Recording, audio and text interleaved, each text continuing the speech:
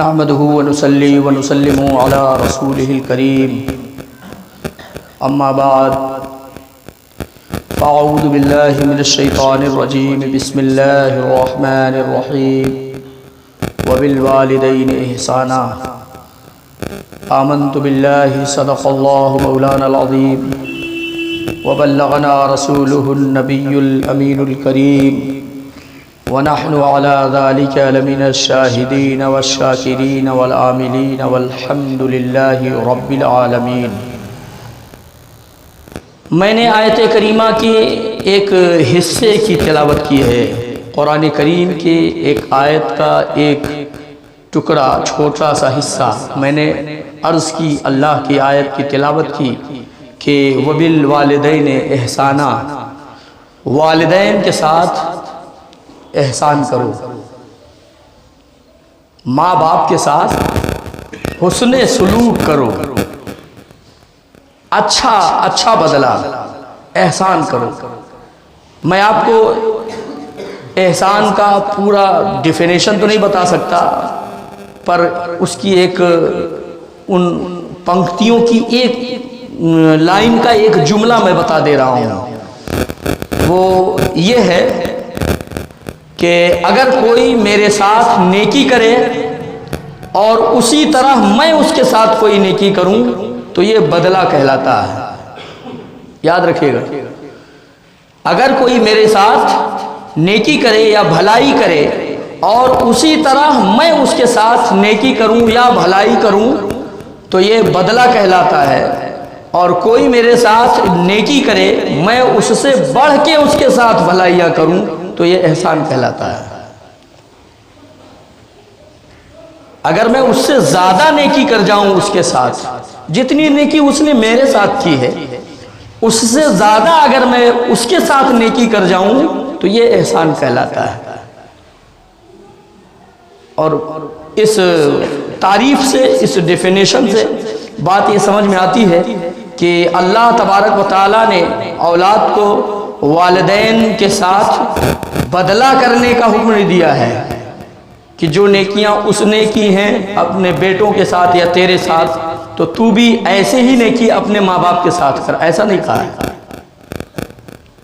ये बड़े सोचने की बात है। हम और आप जिंदगी के जिस दहाने पर पहुंचे हैं, जिस मरहले पर हैं, जिस मकाम तक आ गए हैं, पैदाइश से पहले नुतफे से लेकर जब से अल्लाह तबारक व तआला ने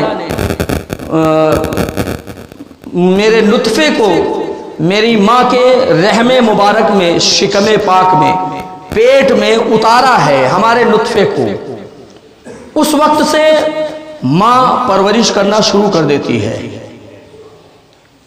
उस वक्त से परवरिश करना शुरू करती है। फिर बार बार दर्द सहना, दवाइयों से काम चलाना, कभी दवा लेना ही नहीं, यूं ही खुशी में दर्द झेल जाना, इस खुशी में कि मेरा बेटा आने वाला है। कभी कराह के रह जाना, तकलीफों से आह निकाल देना, और फिर राहत और सुकून की भी टेबलेट ना लेना। वो सिर्फ क्यों? सिर्फ खुशी में कि ये दर्द हो तो हो, कोई बात नहीं, इसके बाद एक खुशी तो है कि मेरा बेटा आने वाला है, एक खुशी तो है कि मेरा बेटा आने वाला है। बार बार झटके खा रही हैं वो माँ, बार बार हिचकोलियां खा रही हैं, लेकिन वो सह जा रही है, बर्दाश्त कर रही है, वो झेल जा रही है, वो झेल जा रही है। ये सब क्यों? इसलिए कि उसको दिल ही दिल खुशी है, इस बात को लेकर वो खुश है कि मेरा बेटा तो आने वाला है। कोई बात नहीं, दर्द हो तो हो, तकलीफ हो तो हो। 3 महीना हुआ, 6 महीना गुजरा, उसकी एक बॉडी तैयार हो गई, उसके सारे अंग बन गए, सारे हिस्से बन गए, हाथ पैर सर पूरा वजूद, फिर अंदर ही अंदर आंखें बनी, कान बनाए गए, नाक बनाए गए, खूबसूरत से होठ लगा दिए गए। सारी चीजें अल्लाह माँ के पेट में कर रहा है।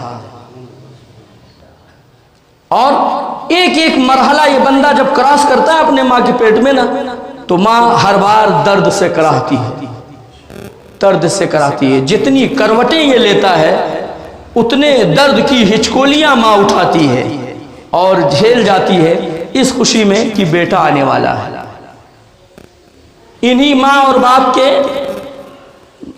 जब सुलूक की बात आई तो अल्लाह ने कहा एहसान करो, बदला नहीं, बदले से बढ़कर करना पड़ेगा, इसका नाम एहसान है। कौन है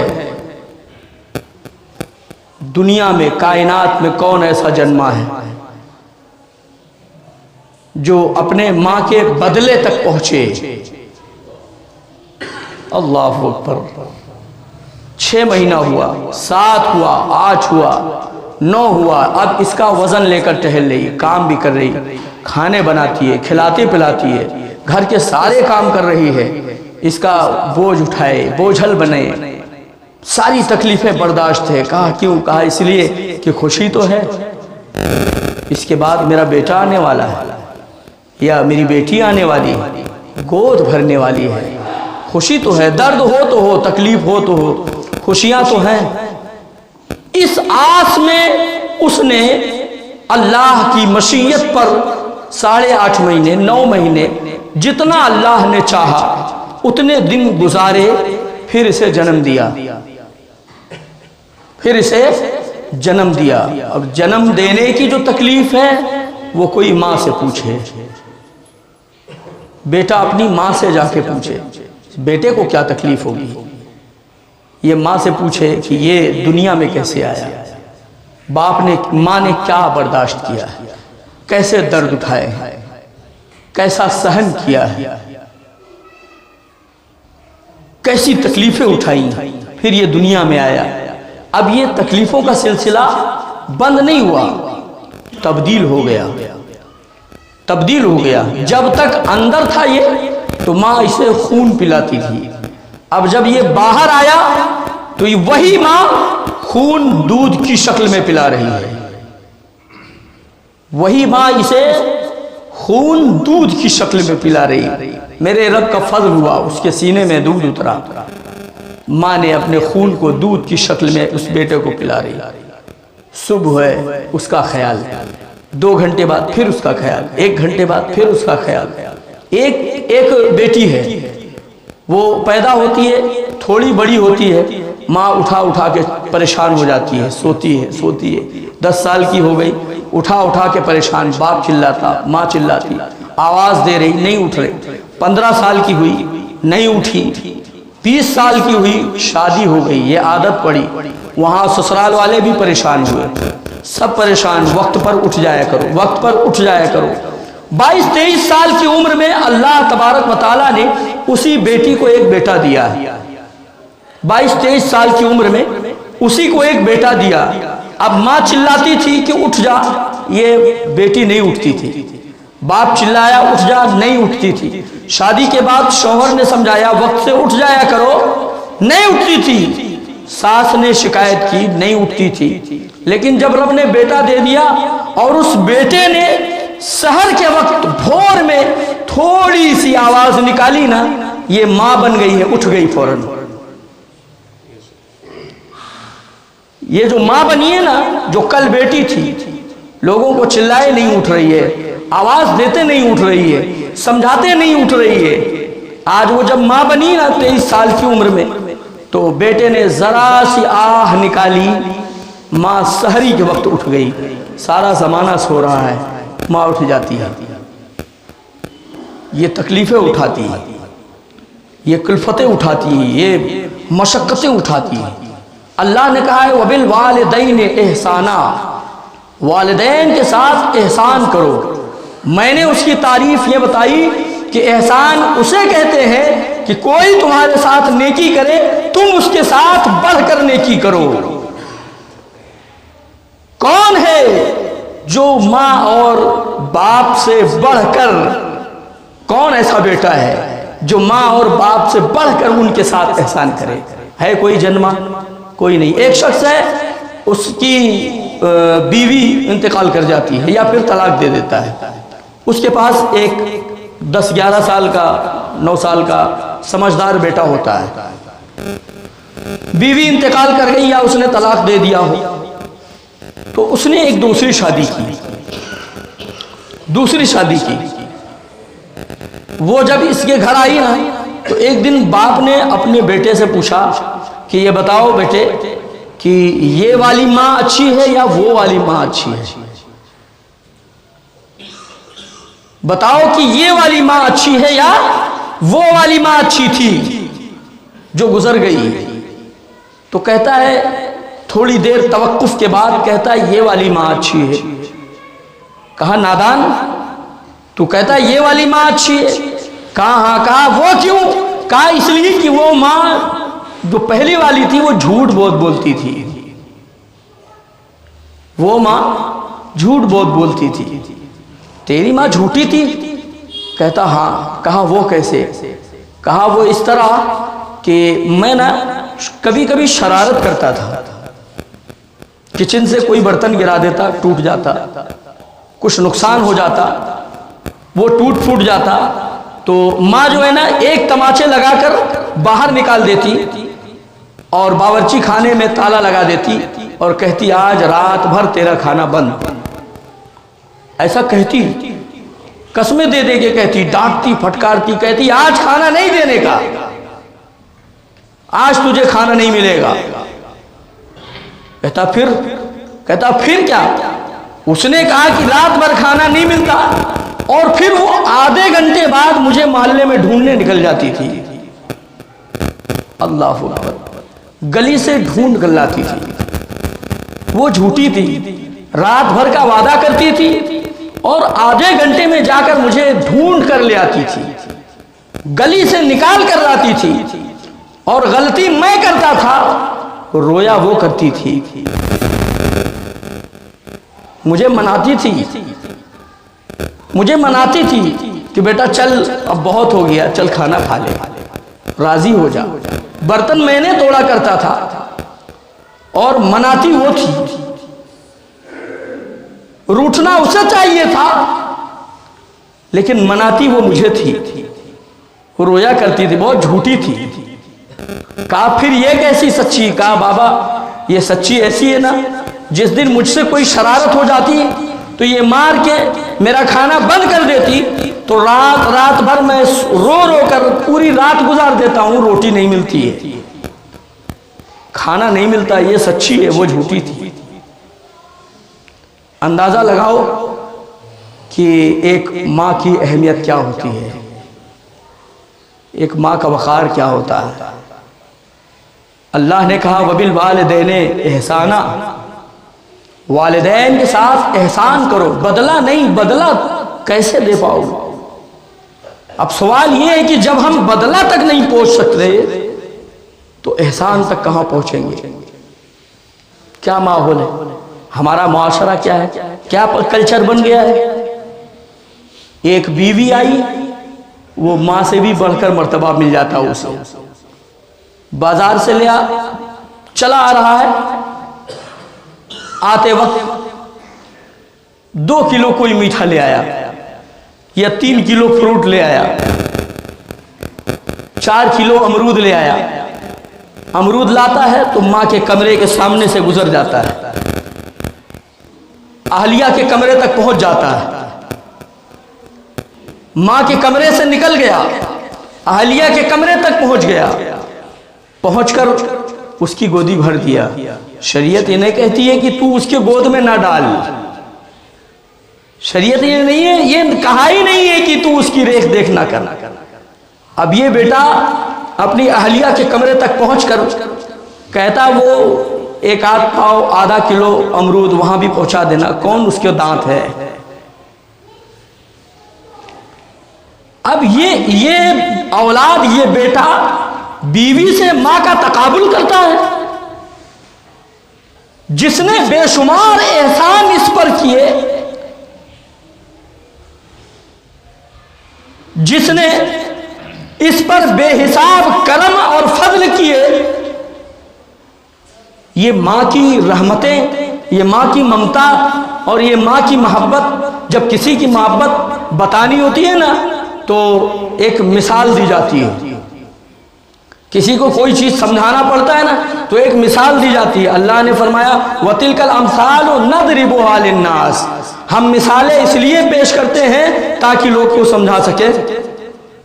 लोगों को समझाने के लिए हम मिसाल पेश करते हैं, अल्लाह ताला फरमाता है। लेकिन जब माँ का मकाम बताना हुआ, माँ की ममता समझानी हुई और माँ की मोहब्बत समझानी हुई, तो अल्लाह ने कहा बंदो तुम ऐसे कहा करो रब्बिरहमहुमा कमा रब्बयानी सगीरा, ऐ मेरे रब इन दोनों पर ऐसे रहमत नाजिल फरमा जैसे कि मेरे रब ने, जैसे कि इन वालिदैन ने मेरी परवरिश की है। सुभान अल्लाह।